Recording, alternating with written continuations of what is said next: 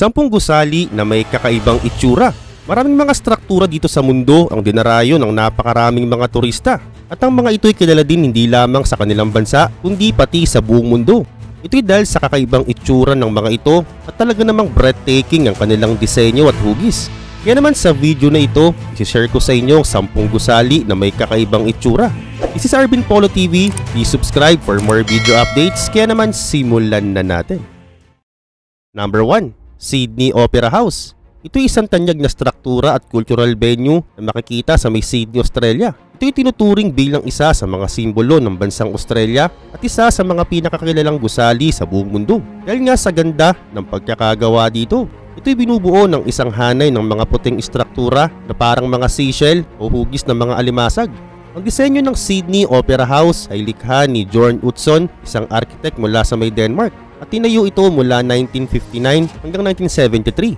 Makikita sa loob ng Sydney Opera House ang lugar para sa teatro o theater, concert hall, at iba't ibang lugar para sa mga cultural events, opera, orchestra performance, theater productions, at iba pang mga live performance. Ganun pa man, ito ay isa sa mga pangunahing venue para sa may sining at kultura sa Australia at maging sa buong mundo.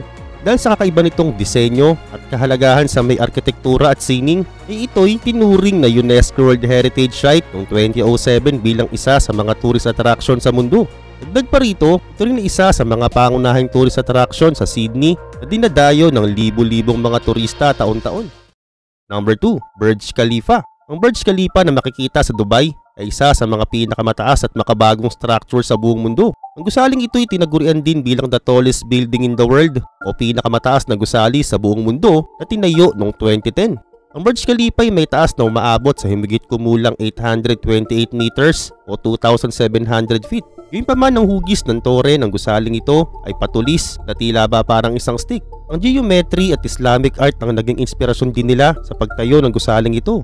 Ang Burj Khalifa ay matuturing din bilang isang multifunctional na kung saan sa loob ng gusaling ito ay makikita ang mga opisina, kwarto, luxury condominiums at iba pang mga pasilidad na nakalaan para sa mga residente at mga bisita. At tuwing gabi ang Burj Khalifa ay nagkakaroon ng makulay na anyo at ito'y dahil sa iba't ibang ilaw na kung saan ay nagpapakita din ng iba't ibang mga disenyo. At ang pagtatayo ng Burj Khalifa ay tumagal ng mahigit 4 na taon. At sa pagtayo ng gusaling ito ay umubos sila ng mahigit 103,000 meters cubic ng beton, 15,500 tons ng bakal at 103,000 meters square foot ng glass. Ganun pa man, ang Burj Khalifa hindi lamang sumisimbolo sa yaman at kaunlaran ng Dubai, kundi ito rin ay isang nakakamanghang halimbawa ng modern architecture at engineering na kung saan ay kilalang kilala ito sa buong mundo. Number 3. Guggenheim Museum, Bilbao. Ito ay isang kilalang museo na makikita sa may Bilbao, Spain. Ito ay isang hindi pangkaraniwang gusali dahil ito ay nagpapakita ng mga hugis na parang mga balat ng isda. Ang Guggenheim Museum, Bilbao ay tinayo noong 1997 at ang disenyo ay nagmula kay Frank Gehry, isang kilalang architect. Gayun pa man, ang gusaling ito ay naging simbolo ng pag-unlad at pagbabago sa Bilbao. Dagdag pa rito, ito ay mayaman sa mga likhang sining, kabilang na nga dito mga makabagong sining, contemporary arts at iba't ibang palabas. Karagdagan pa, ang museum din ay meron ding mga makabagong gallery at mga lugar para sa mga koleksyon ng kanilang mga arts, performance at iba't ibang cultural events.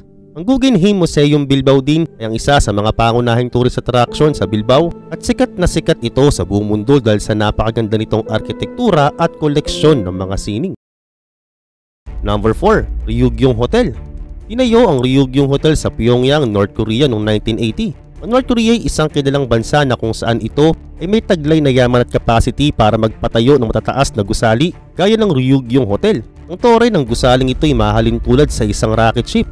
Dahil nga sa disenyo nito, maraming mga turistang namamangha at naakit na pumunta at bumisita rito. Tinayo ang Ryugyong Hotel pamamagitan ng reinforced concrete kung saan ito ay may mga 3 magkakasunod-sunod na layer ng hollow window. Bago tinayo ang gusaling ito ay naplano na ito na gawin bilang isang luxury hotel. Ngunit tinigil ang construction nito noong 1990 dahil sa mga problemang financial at political. At sa loob ng matagal na panahon ng gusaling ito ay hindi na pakinabangan o di naman kaya nagamit man lang. Kaya naman tinuring ito bilang isang ghost buildings sa mundo. Dahil nga ng pagtayo dito ay hindi tinapos at hindi rin ginamit. At sa mga nakaraang taon may mga ulat na nabalita na muli itong gagawing operational. Ang Ryugyong Hotel ay isa din sa mga proyektong pinag-iinitan sa politika ng North Korea at ang mga issues tungkol dito ay patuloy na nagbibigay ng interes sa mga researcher at mga turista. Number 5. Lotus Temple. Ang Lotus Temple ay isang bahay dalanginan o templo na makikita sa may New Delhi, India. Maraming mga tao nagtutungo dito para manalangin.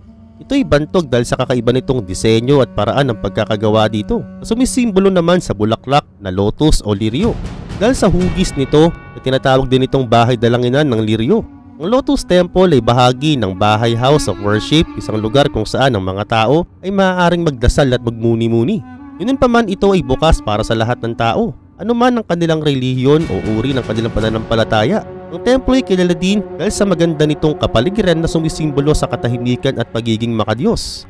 Sa kabilang dako, ito ay isa sa mga pangunahing tourist attraction sa New Delhi at isang popular na destinasyon para sa mga turista na naghahanap ng katahimikan at gustong magmuni-muni. Number 6. Atomium. Ito ay tumutukoy sa isang iconic structure na makikita sa may Brussels, Belgium. Ito ay isang monumento sa Brussels na tinayo para sa Brussels World Fair Expo 58 noong 1958. Ang Disney ng Atomium ay nagmula kay Andrew Waterkin. Samantala sa loob naman ng Atomium ay mayroong mga lugar para sa mga exhibit at mga museo na may kaugnayan sa science, technology at gayon din sa kasaysayan ng Brussels World Fair. At sa itaas na bahagi nito makikita ng mga bisita ang magandang tanawin ng Brussels kapag tumitingin sila sa bintana. Ang Atomium ay isa sa mga simbolo ng Brussels at Belgium at ito'y patuloy na tinuturing bilang isang mahalagang tourist attraction para sa mga bisita. Number 7. CCTV Headquarters. Ang headquarters na ito ng CCTV ay sikat din bilang China Central Television Headquarters, isang kilalang istruktura sa Beijing, China. Ito'y tumutukoy sa pangunahing headquarters ng China Central Television CCTV, isa sa mga pinakamalaking television network sa China. Sa kabilang banda, ang CCTV headquarters ay nagtataglay ng kakaiba at makabagong disenyo. At ito'y binuo ni Rem Koolhaas, isang kilalang architect mula sa may Netherlands. Ang gusali ay kilala din sa kakaibang hugis nito na para bang naglalakad ng letter Z.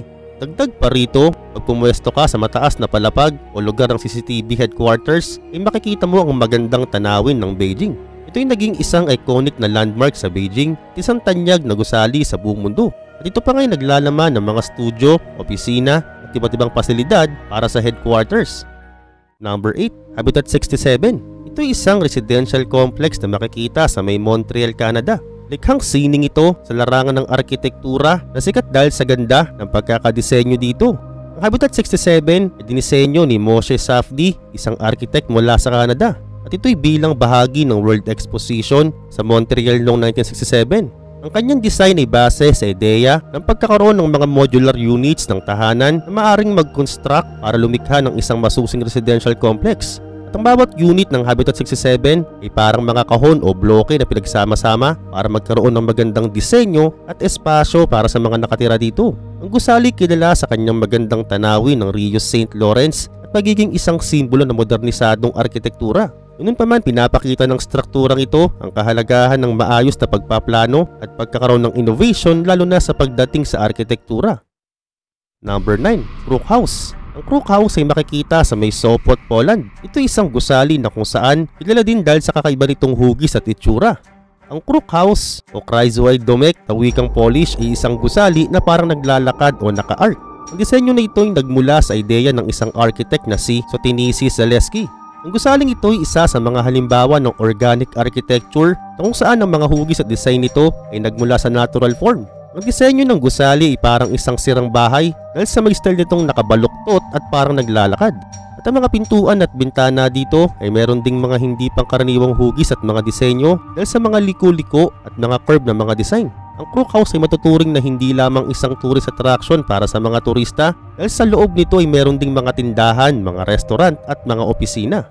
Number 10 ang pinakahuli, Kansas City Public Library. Ang Kansas City Public Library sa Missouri, USA ay kilala at dinadayo ng mga turista dahil makikita rito mga malalaking bookshelf na may hugis na parang libro.